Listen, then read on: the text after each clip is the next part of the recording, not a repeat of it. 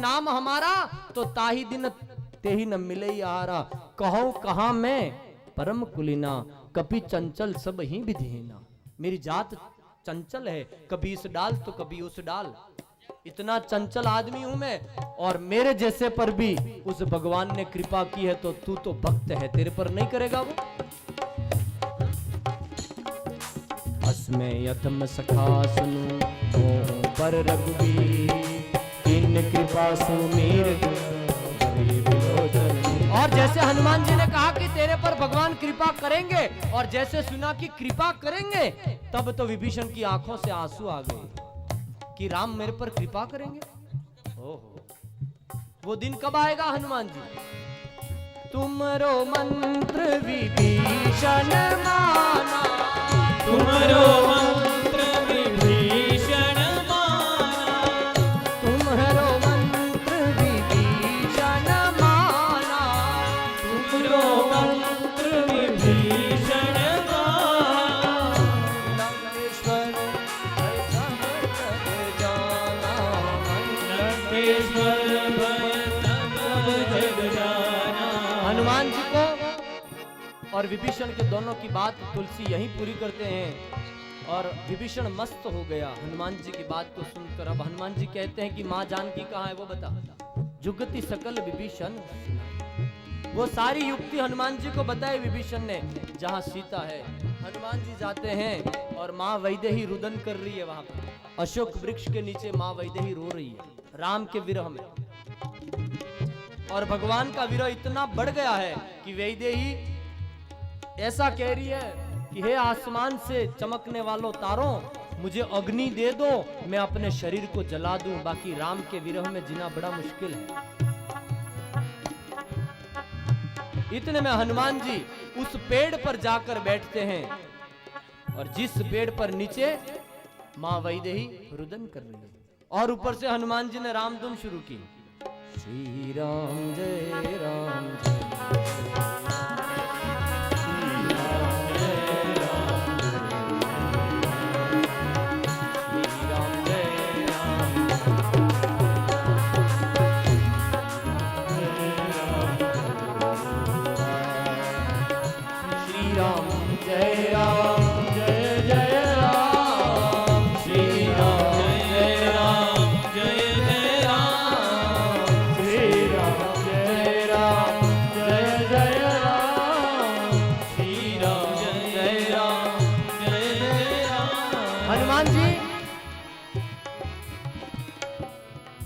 से मुद्रिका डालते हैं राम नाम की। सीता जिस विरह में है, और सीता की गोद में जब वो मुद्रिका आती है तो सोचती है सीता ये तो राम की है, और आसरा मिला बहुत बड़ा सीता जी को। हा? अरे ये तो राम नाम की मुद्रिका है, ये सहारा देने वाला भी राम, और मांगना भी है तो सहारा एक ही है दुनिया में। वो सीता जी ने भी जो मांगा वो सीता का जितना है उतना ही हमारा भी है, लेकिन हमारे सहारे दुनिया में है, भगवान में नहीं है हमारा सहारा। और जिसको एक ही सहारा है, प्रभु तुम्हारे सिवा कोई नहीं मेरो सहारा, वो जिसका भाव दृढ़ हो गया, वो आसरा इस जहां का मिले ना मिले, आसरा इस जहां का मिले ना मिले, आसरा इस जहां का मिले ना मिले, मुझे तेरा सहारा सदा चाहिए, मुझे तेरा सहारा सदा चाहिए, आसरा इस जहां का मिले ना मिले, आसरा इस जहां का मिले ना मिले, मुझे तेरा सहारा सदा चाहिए, मुझे तेरा सहारा सदा चाहिए। मेरी दौलत की दुनिया बसे ना बसे, मेरी दौलत की दुनिया बसे ना बसे, मेरी दौलत की दुनिया बसे ना बसे, मेरी दौलत की दुनिया बसे ना बसे, मेरे दिल में बसे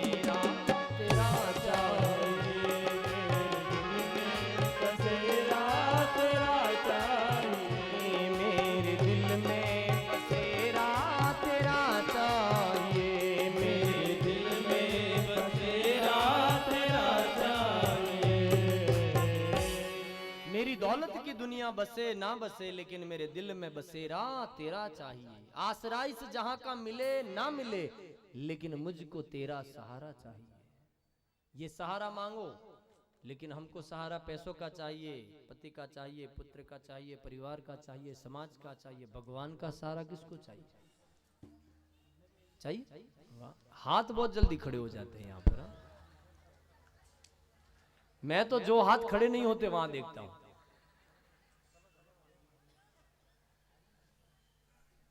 भगवान का सहारा एकमात्र साधन है।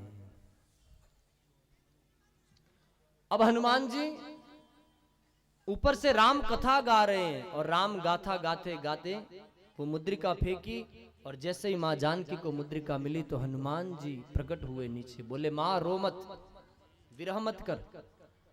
बोले तू कौन है? राम दूत मैं, मां तू जान लगी। मैं राम का दूत हूं मां, और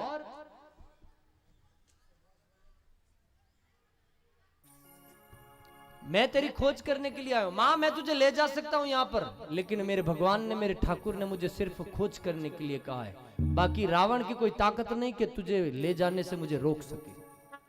हनुमान जी कह रहे। मां को बहुत धैर्य दिया कि राम आएंगे, इन असुरों का संहार करेंगे। मां मैं तुझे ले भी जाऊं तो असुर ऐसे ही रहेंगे, असुरों का संहार नहीं होगा।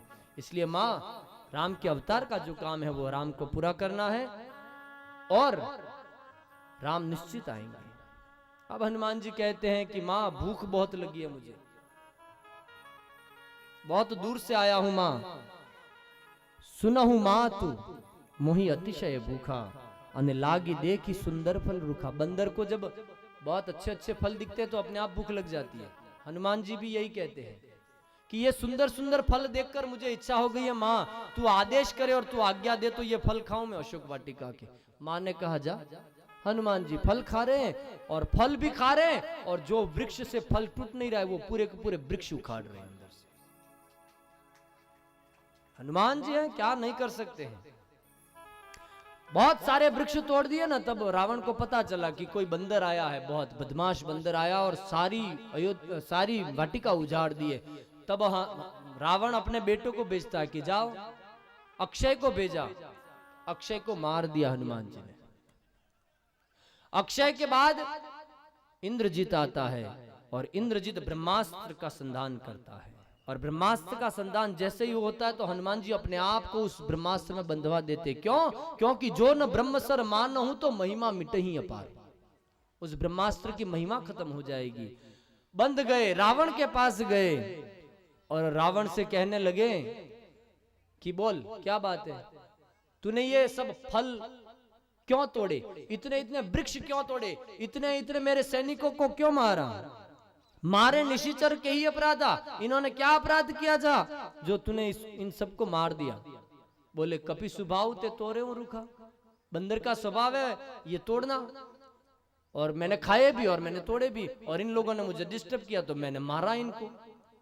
हनुमान जी निखालसता से बोल रहे हैं। अब रावण कह रहा कि तू इतना बड़ा जोर किसके बल से लगा रहा है, तू जात का तो बंदर है, और तेरे पीछे है कौन वो बता मुझे, किसके बल से तू इतना कर रहा है? तब हनुमान जी कहते हैं कि रावण, जिसका थोड़ा सा बल तेरे में है और दुनिया में तू फैल गया है, जिसका थोड़ा सा बल तेरे में है और तेरा ऐश्वर्य दुनिया में फैल गया है, और उसके थोड़े से बल के कारण तू उसी की पत्नी को जीत कर लाया है, उस राम का मैं दूत हूं। जाके बल लवलेश ते जीते हूं चराचर जा, जाके बल लवलेश ते जीते हूं चराचर जारी, तासु दूत मैं जा करी हरि आने प्रिय नारी। हनुमान जी और रावण के बीच में बहुत, हनुमान जी कहते हैं सीता जी को लौटा दे, अभी भी समय है तेरे पास, वरना नाश हो जाएगा। बोले जा बंदर, तू बड़ा आया मुझे गुरु बनकर सिखाने वाला। बहुत अपराध किया हनुमान जी के और रावण के बीच में, बहुत वाचिक संघर्ष हुआ। तब रावण ने कहा इस बंदर को मार दो। इतने में विभीषण आते हैं, और विभीषण कहते हैं कि नहीं भैया, ये दूत बनकर आया है, और दूत को मारना नीति से विरोध है, नीति विरोध न मारिया दूता, दूत को मारा नहीं जाता है। तो आनंद दंड कछु करऊं गोसाई, कुछ दंड दे दो इसको। बोले क्या दंड दो? तो बंदर की जो ममता होती है ना वो पूंछ में ज्यादा होती है, और इंसान की जो ममता होती है ना वो मूंछ में ज्यादा होती है। देखना मूंछों में कितना तेल जा रहा है यार। दिन का 50 ग्राम तेल तो शायद मूंछें खाती होंगी।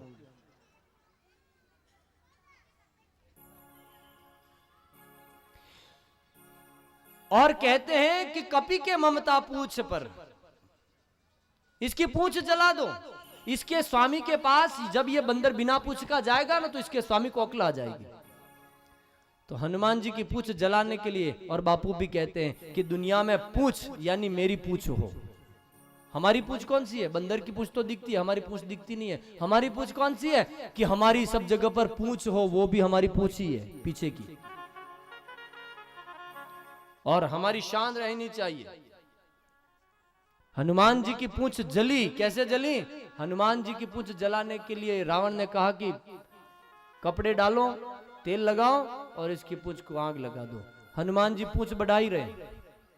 एक घर से कम पड़ा तो दूसरे घर से कपड़े और तेल आए, दूसरे घर से कम पड़ा तो तीसरे घर से, करते करते पूरी लंका में जितने मकान असुरों के थे उनके घरों में जितना कपड़ा पड़ा था, वो तेल पड़ा था, वो सब पूंछ पर लपेट दिया, तो भी पूंछ खत्म नहीं हो रही है। आदमी सबका ले लें तो भी उसकी पूंछ खत्म नहीं होती है। और अंतिम में हनुमान जी की पूंछ जलाई, और हनुमान जी की पूंछ जैसे ही जली तो हनुमान जी, हवा तो हनुमान के हाथ में, हवा भी उड़ी, हनुमान भी उड़ा, और जरई नगर अनाथ कर जैसा, और सारी लंका जला दी उस पूंछ से। जिन जिन घरों से आया था प्रसाद, तेल और कपड़े का, उन घरों में थोड़ा थोड़ा अग्नि का प्रसाद रखा हनुमान जी ने वापस, थोड़ी थोड़ी अग्नि, और सारी लंका जल गई। सारी लंका को जलाकर, अब लंका के लोग कहते कि ऐसा बंदर तो कभी देखा ही नहीं। गए समंदर में, पूंछ बुझाई अपनी, और मां के पास जाकर कहा कि मां कोई न कोई वस्तु दे कि मैं राम को कह सकूं कि मैं सीता से मिलकर आया। और मां ने अपनी चूड़ामणि निकाल कर दे दी। लेकर हनुमान जी गए वापस। सभी जामवंत ऋष जितने भी थे, अंगद वगैरह, सब राह देख रहे थे। हनुमान जी की प्रसन्नता को देखकर कहा कि सीता की खोज हो गई? बोले हो गई। सीता और लंका में है, अशोक वाटिका के नीचे है। अब चलो जल्दी से राम के पास। और राम के पास जाकर हनुमान जी कहते हैं कि भगवान देर मत करो, क्योंकि मां की वेदना बहुत जबरदस्त है। राम ने तुरंत, अब विलंब के ही कारण कीजिए, अब कोई विलंब का कारण नहीं है, चलो। गए राम, समंदर के तट पर आए, लेकिन एक बहुत बड़ी समस्या यह हुई कि सारी जात को और सारी सेना को, बंदरों को लेकर समंदर पार कैसे जाना। तब भगवान ने 3 दिन का अनशन किया, समंदर से हाथ जोड़े, समंदर नहीं माना। तब भगवान ने लक्ष्मण को कहा ला मेरे धनुष और तीर। और जैसे ही संधान किया, समंदर अंदर से बाहर आया। बोले भगवान माफ करो, आप क्या चाहते हैं? बोले रास्ता बनाओ, हमें निकलना है लंका। समंदर ने कहा कि आपकी सेना में नल और नील नाम के 2 हैं, उनको कहो कि वो राम नाम लिख कर जितने पत्थर डालेंगे वो सारे के सारे पत्थर तैरेंगे, पुल बनेगा, ब्रिज बनेगा, सेतु बनेगा, और उस पे से सारी प्रजा निकल जाएगी। उसी समय पर भगवान राम ने उसी जगह पर बैठकर सेतुबंद रामेश्वर का लिंग स्थापन किया, जिसे हम भगवान रामेश्वर की स्थापना कहते हैं। भगवान रामेश्वर भगवान की जय। नमः पार्वती पते हर हर महादेव। भगवान जाते हैं समंदर के पार, सारी सेना पार हो जाती है। एक बार भगवान अंगद को फिर भेजते हैं कि अंगद जा, तो युद्ध नहीं करना है अगर रावण मान जाए तो। लेकिन रावण की मति नहीं मानी। मंदोदरी ने भी बहुत समझाया, नहीं माने। लोगों ने बहुत समझाया, नहीं माने। रावण को तो भगवान के हाथों मरना भी था और तरना भी था, ये तय था। युद्ध शुरू हुआ, सभी के सभी योद्धा युद्ध में मारे गए। यहां तक के रावण ने अपने सारे कुल का नाश अपने हाथों करवा दिया। हो सकता है कि रावण पहले चला जाता मरने के लिए, लेकिन रावण नहीं गया। रावण ने यह कहा कि निशिचर वंश में एक भी बच्चा बचना नहीं चाहिए। मैं मेरे सारे कुल को राम के हाथों मरवाना चाहता हूं। क्यों? क्योंकि राम आया है तारने के लिए, मारने के लिए नहीं आया है। हम लोग मार सकते हैं, तार नहीं सकते। राम मार भी सकता है, राम तार भी सकता है। इसलिए उसने सोचा कि जब कल्याण होना ही है तो मेरी पूरी समाज का क्यों न करूं। जितने सैनिक थे सबको पहले भेज दिया, नहीं तो रावण पहले चला जाता तो रावण मर जाता और युद्ध स्थिर हो जाता और सब असुर बच जाते। लेकिन ऐसा नहीं हुआ। रावण अंतिम में गया, अपने सब बेटों को उसने मरवा दिया। सब बेटों को, इंद्रजीत को मरवा दिया, कुंभकर्ण को उठाया, उसको भी कहा कि तू भी जा। सब खत्म हो गए। जब रावण और राम का अंतिम युद्ध हुआ, 31 बाण लगे और कहते हैं कि नाभि के अंदर 31वां बाण लगा और उस ऊंचाई से रावण हे राम करके नीचे गिरा और इस असुर का निधन हुआ। उसका देह नीचे गिरा और जीवन भर राम नहीं बोला, वनवासी बोलता रहा। लेकिन मरने के समय पता था कि एक बार राम बोलना है, और वही रावण एक बार मरते समय बोला हे राम, और एक ही बार बोला और राम ने उसे अपना निज पद दे दिया। जैसे ही रावण गिरा, राम ने जो अपने वस्त्र पहन रखे थे वो उतारे और रावण की पार्थिव देह पर वह वस्त्र ढक दिया कि इसका निर्वाण मैं खुद करूंगा। रावण को गति दी। मंदोदरी नाराज हुई। प्रसन्नता तो कैसे हो, लेकिन राम के चरणों में आई कि क्या करें। ये विधि को मंजूर था, वही हुआ। अब मां जानकी को सूचना मिली कि रावण मर चुका है और राम लेने के लिए आए। हनुमान जी गए मां को लेने के लिए। अब राम कहते हैं कि अग्नि में से सीता लेनी है। लोग कहते हैं अग्नि परीक्षा। अग्नि परीक्षा नहीं है ये। सीता जी का जब हरण हुआ, रावण ले गया, तब राम को पता था कि अब मुझे लीला का काम करना है। तब सीता को कह दिया कि देवी, रावण की ताकत नहीं है कि तुम्हें छू सके, इसलिए मूल जो सीता है वह तो अग्नि के पास सुरक्षित रखिए। राम ने अग्निदेव को बुलाया और अग्निदेव को कहा कि इस सीता को तब तक तुम्हारे पास सुरक्षित रखो, क्योंकि सीता सतीत्व है और सतीत्व का मतलब अग्नि का तत्व है। और अग्नि के तत्व में उसको समाहित किया और अग्नि में जिस सीता को रखा था उसी सीता को सारा खेल हो जाने के बाद अग्नि से वापस ले लिया, जिसे हम अग्नि परीक्षा कहते हैं। अग्नि परीक्षा नहीं है वो। सीता के पास, सीता को अग्नि के पास रखा था और अग्नि से वापस ले लिया। अब सब बंदर और जितने भी लोग हैं सब खुश हैं। और ये घड़ियां अब बहुत अयोध्या की ओर चल रही है। पुष्पक विमान मंगवाया। पुष्पक विमान में बैठकर मां जानकी को बिठाया, लक्ष्मण को बिठाया, राम स्वयं बैठे, जितने आदिवासी जो भाई थे, निषादपति गुह वगैरह वो बैठे, विभीषण बैठे, हनुमान जी बैठे, सुग्रीव बैठे। और वो पुष्पक विमान जितने लोग बैठे उतना बड़ा हो सकता था, ऐसी व्यवस्था उस समय में थी। आज हम कहते हैं इंटरनेट है, मोबाइल पर देखा हो, ये है, विज्ञान ने बहुत आविष्कार कर लिया। ये विज्ञान का आविष्कार बहुत छोटा है। जिस इंटरनेट को आज हम आविष्कार के रूप में ले रहे हैं, मेरे देश में 5000 साल पहले धृतराष्ट्र को विदुर ने घर बैठे इंटरनेट पर पूरा महाभारत बताया है। आज हम नेट पर अमेरिका देख रहे हैं।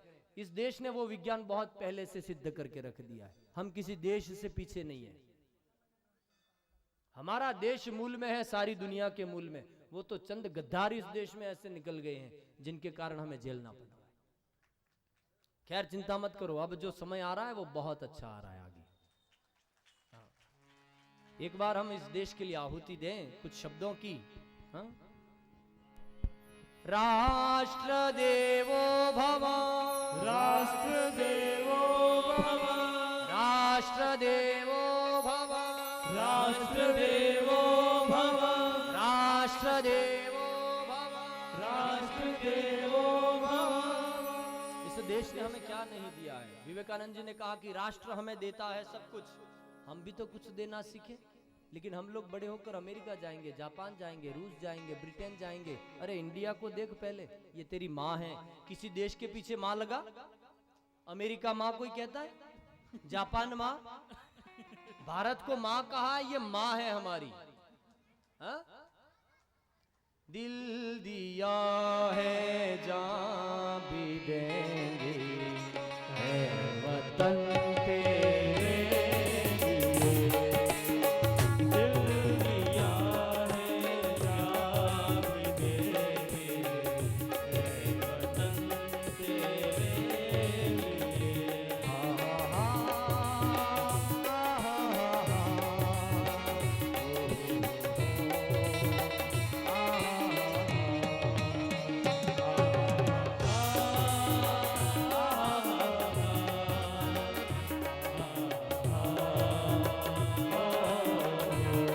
एक बार मैं कहना चाहता हूं कि इस देश के लिए हम जिसकी कोख से पैदा हुए हैं, देखिए हमारी माँ, आप जानते कि ये मेरी माँ है, वो मेरी माँ है, वो मेरी माँ है, लेकिन सारे भारत की एक ही माँ है और वो है भारत माँ। हिंदुस्तान में रहने वाले हर बच्चे की माँ एक ही है और वो है भारत माँ।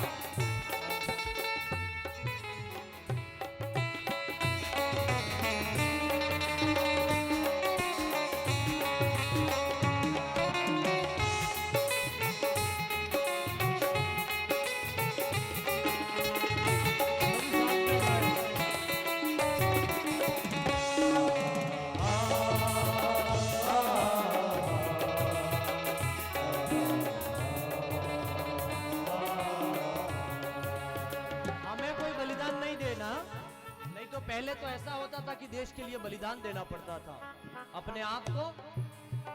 और आज भी देखो ना, इस ठंड में, इस बर्फ में, चाहे गर्मी हो चाहे सर्दी हो, हमारे सैनिक देश की सीमाओं पर खड़े हैं। इसलिए आज इस देश में बैठकर हम आनंद कर रहे हैं। भारत के सैनिकों की जय, भारत के सैनिकों की जय, भारत के संतों की जय। अभी बहुत अच्छा मैंने कि सीमा पर इन लोगों के ऑफिस होने चाहिए, जो सैनिकों के ऑफिसर होते हैं उनके, वो यहाँ दिल्ली में बैठकर उनकी बात करते हैं। वहां जहां गोलियां चलती है वहां होने चाहिए ये लोग। अपना बहुत मजबूत इरादा होना चाहिए कि हमारे देश के प्रति हम समर्पित रहेंगे। और एक स्वच्छ भारत का अभियान जो हमारे देश के प्रधानमंत्री ने छेड़ा है, उस स्वच्छ भारत में हम सबको सहयोग देना चाहिए, ध्यान देना। और वो हमारे घर से, ऐसा नहीं कि घर का कचरा मोहल्ले में डाल दो, मोहल्ले का कचरा रोड पर डाल दो, नहीं, ऐसा नहीं। ये राम कथा ये सारे काम करवाएगी। स्वच्छ भारत का अभियान जब तक घर और मोहल्ला और शहर हमारा सब हमारा ना लगे, हमको घर ही हमारा लगता है, मोहल्ला हमारा नहीं लगता है, नहीं। जितना घर हमारा है वैसे मोहल्ला भी हमारा है, वैसे शहर भी हमारा है और वैसे देश भी हमारा है। भगत सिंह की मां को जब फांसी लगी ना भगत सिंह को, तब कहते हैं कि भगत सिंह की जब पहली बार सूचना आई कि तेरे बेटे को फांसी का हुक्म हुआ, तब मां को रोना आ गया। अरे, और थोड़ी देर में फिर वही मां हंसने लगी। चलो अच्छा अच्छा, बोले फांसी लग रही और अच्छा, हाँ। मां को खुशी हुई, भगत सिंह को देश के लिए फांसी पर चढ़ाया जा रहा है और मां को खुशी हुई। और भगत सिंह जेल में है, कारागृह में। समय आया, सुखदेव, राजगुरु और भगत सिंह तीनों को फांसी मिलने ही वाली है। एक दीवार का अंतराल है, अंदर फांसी देने की तैयारी है और बाहर मां को पता चला कि भगत सिंह को फांसी दे दी गई। हमारे बेटे को हमें यह नहीं कहना कि तू बलिदान हो जा, लेकिन हमारे बेटे को इतना तो समझा सकते हैं कि बेटा देश के लिए समर्पित रहना, भ्रष्टाचारी मत करना। हाँ? और जहां भ्रष्टाचारी हो रही है वहां अलर्ट रहो। अभी मैं जहां ठहरा हुआ हूं गिरनार विला में, उनकी जो पत्नी है, क्या नाम है, ज्योत्सना बेन, ज्योत्सना बेन ने एक बहुत अच्छा काम किया है। कल परसों एक दो दिन पहले उनके विभाग से किसी आदमी ने कोई बिल पास करने के लिए पैसा मांगा और इस महिला ने साहस किया कि उस आदमी को भ्रष्टाचार निरोधक ब्यूरो को बुलाकर पकड़वा दिया और जेल की हवा में डाल दिया। एक नारी होते हुए भी इसने करप्शन के खिलाफ बहुत बड़ा कदम उठाया है। और हम लोग हमारा 5,000 10,000 देकर भी गद्दारी बढ़ा रहे हैं इस देश में हमारा काम निकालने के लिए। देश की सेवा करनी है तो खुद भी मत खाओ और किसी को खाने का मौका भी मत दो। ये सफाई है, ये स्वच्छ भारत का एक पार्ट है। ऐसे कचरों को बाहर निकालो, जेल में डालो। भगत सिंह की मां जब पता चला कि फांसी पर लटक चुका है मेरा बेटा, तब वो मां रोने लगी। तब वो लोग कहते पहले हंस रही थी, अब क्यों रो रही है, पहले पता ना चला? बोले रो इसलिए रही हूं कि मेरी कोख से मैंने सिर्फ एक ही भगत सिंह पैदा किया, मेरे पास दूसरा होता तो देश को दे देती। हाँ, ये है देश के प्रति हर करम अपना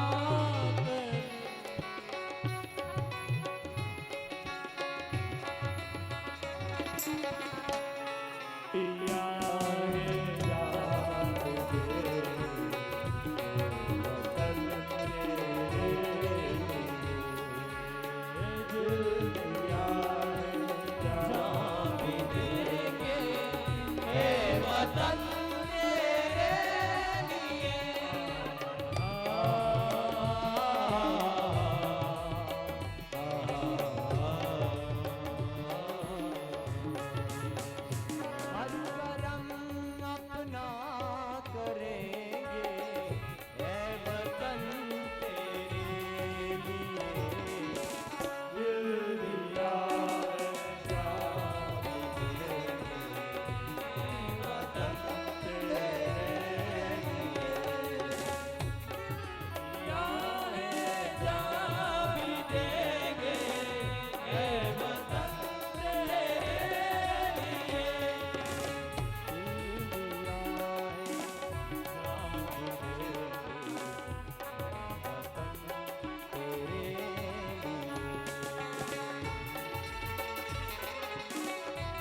सभी लोग ताली बजाकर एक बार मेरे साथ गा लो। सभी लोग गाएंगे। हाँ? एक बार मैं गाऊं, एक बार आपको गाना है। दिल दिया है जान भी देंगे, वतन तेरे।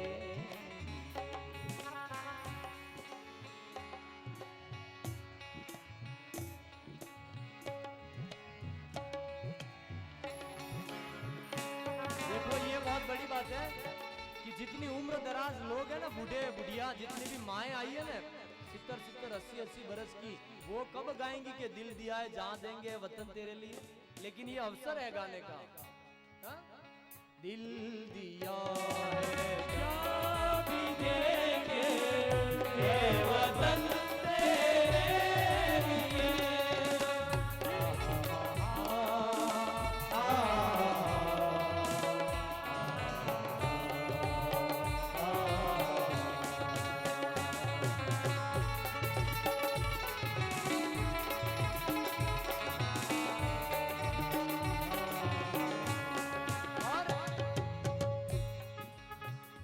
एक बहुत बड़ी जिम्मेदारी है कि राष्ट्र की सेवा करने के लिए सीमा पर तो मत जाओ, लेकिन सीमा पर जो बलिदान हुए हैं उनकी कुर्बानी को याद तो रखो, भूल मत जाओ। हाँ? तू मेरा कर्मा, तू मेरा कर्मा, तू मेरा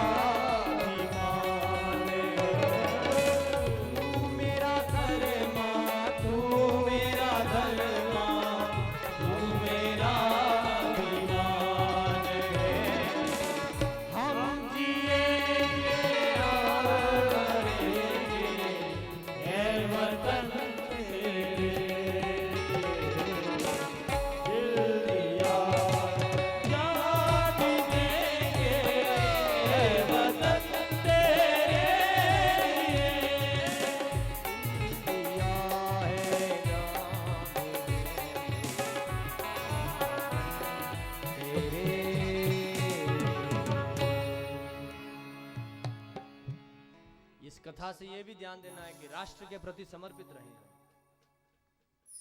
और भगवान विमान में बैठकर अयोध्या की तरफ गति कर रहे हैं, और अब अयोध्या में भरत जी का वाक्य याद आया राम को, और भरत ने अंतिम समय पर कहा था कि भगवान 14 वर्ष के बाद में अगर एक दिन भी ऊपर जाता है तो भरत का मुख आप देख नहीं पाओगे। भरत ने कह दिया था भगवान को। अब राम को चिंता होने लगी, हनुमान तुम जाओ पहले और भरत को सूचना दो कि मैं आ रहा हूं, नहीं तो भरत प्राण त्याग देगा। और हनुमान जी जाते हैं और भरत जी से भेंट होती है। राम के आने का समाचार मिला और भरत जी इतने खुश हो गए। मेरा हरि आ रहा है।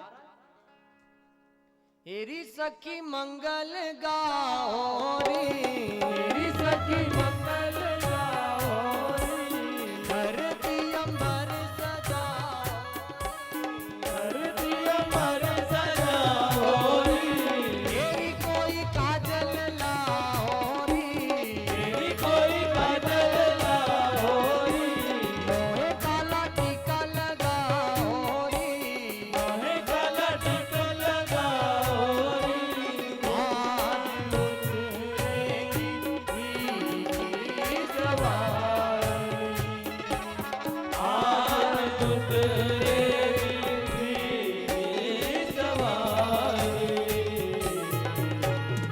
चौक पुराओ,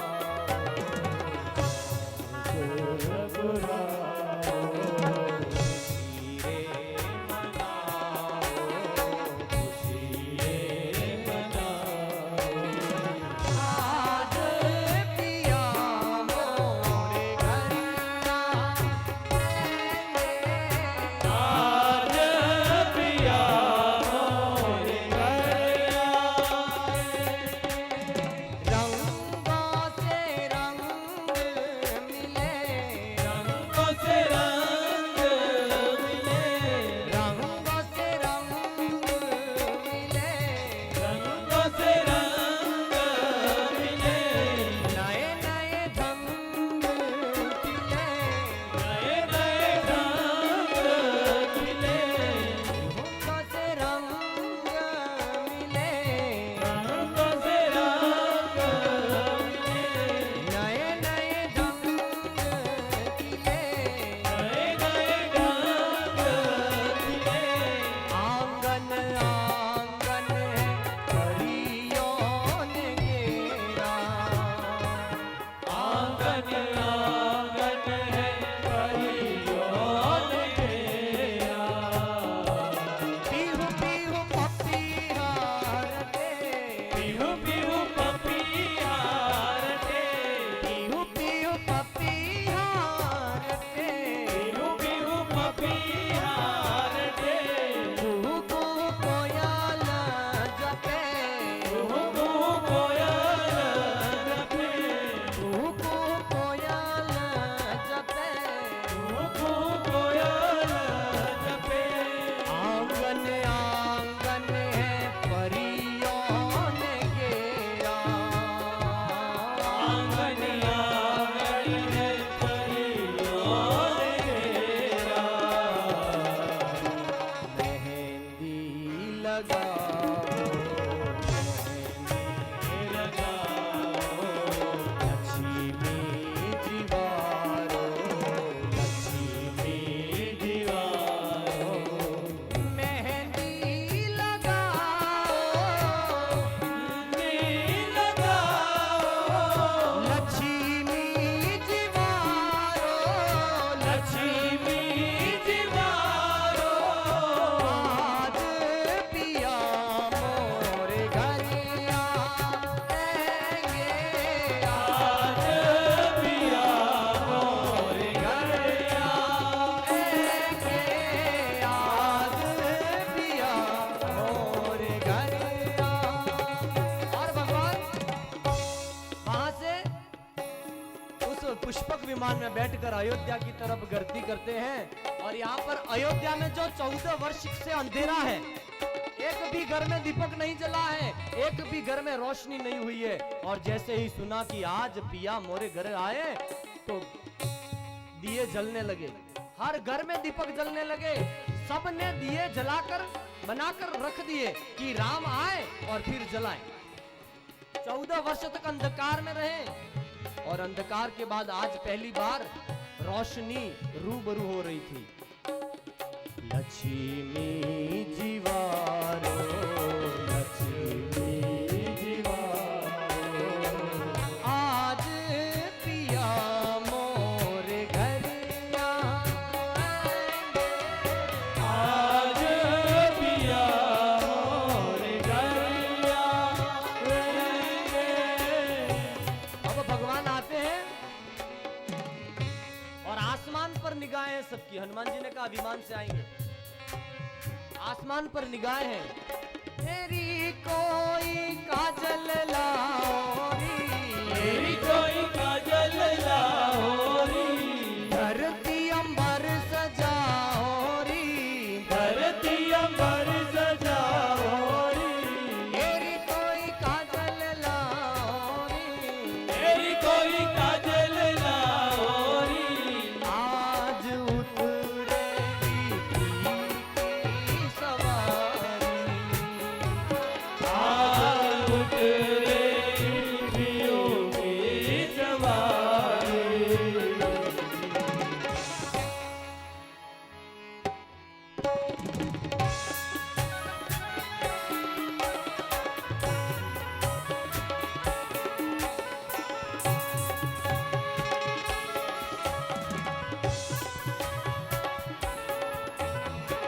भगवान आए और जैसे ही विमान उतरा और भरत जी को लगा कि मेरे ठाकुर आ गए हैं? तो भरत जी कह रहे हैं मुझे कोई काला टीका लगाओ क्योंकि आज नजर न लग जाए किसी को। हैं? ये नजर बचाओ, नजर बचाओ, आज पिया मोर घर आएंगे, आज पिया मोर घर आवे, आज पिया मोर घर आए। देखो आज हम राम की कथा गा रहे हैं और राम अयोध्या में आ रहे हैं। वो उस समय पर जब राम अयोध्या में आया होगा तब धरती अंबर सजा नहीं होगा। हाँ? तब आंगन आंगन परियों ने घेरा, एरी कोई खुशी रे मनावो, लक्ष्मी जीवारो मोहे काला टीका लगाओ, एरी कोई काजल लाओ, आज मोरे पिया गराए। भरत जी कह रहे हैं